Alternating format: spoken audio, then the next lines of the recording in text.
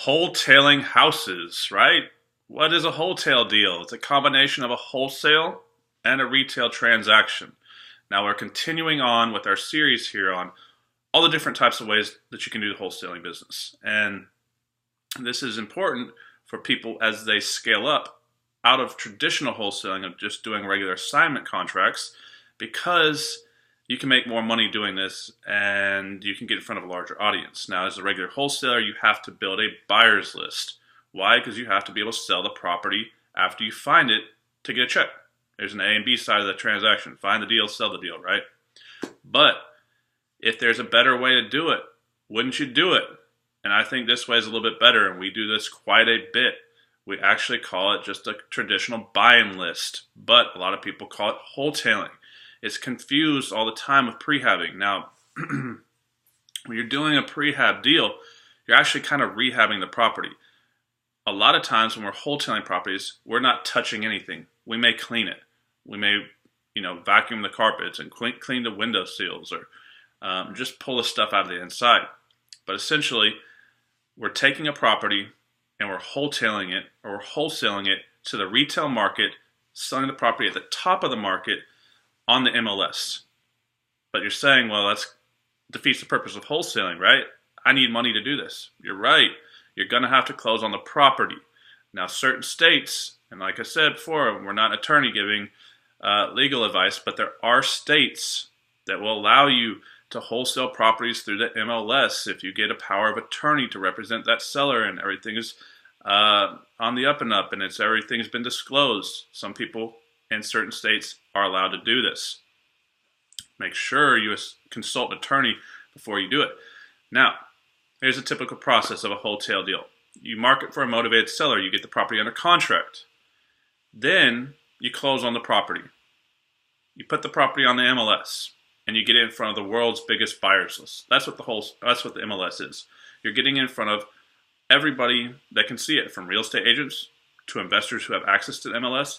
And now these properties are all spread across sites like Zillow and some other online sites, so people can find these properties very easily. What's good about putting a property on the MLS is not just the volume of the buyers on there, it's that the quality of the buyers, and by quality I mean the type of money that they're willing to spend for the property. When you get a property on the MLS, it naturally gets pushed up to market value, right?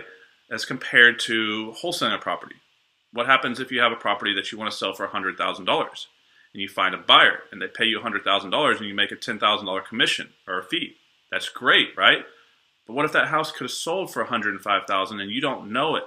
Well, you just lost $5,000. We call this a phantom loss. You really could have made 15, but you made 10, but it doesn't matter because you didn't know it, right? You're excited that you made 10. So how do you capture that lost equity? How do you make more on each deal? Well, you get it into a situation where it gets pushed up naturally, right? So if you throw a property on the MLS, especially in a hot seller's market like we have right now in Dallas-Fort Worth, Texas, and a lot of the other markets around the country, and you put it up at 100, well, what happens if there's a feeding frenzy over the property, right? So everybody's like, oh, I really want this deal.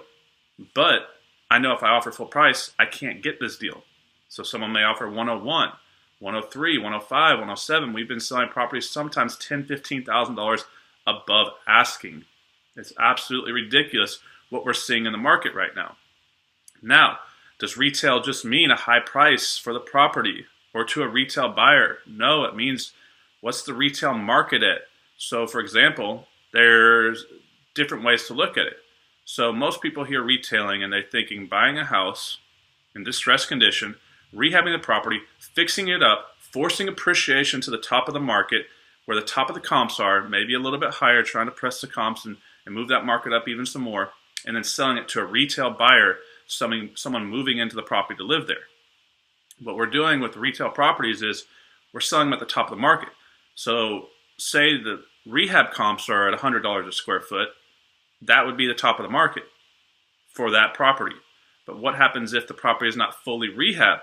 What if it's just clean?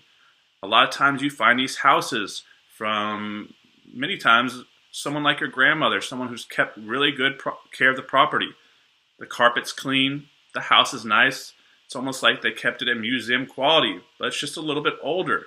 So it's not new, fully updated, but the house is nice, clean, and livable, right? All you got to do is buy it, close it, list it.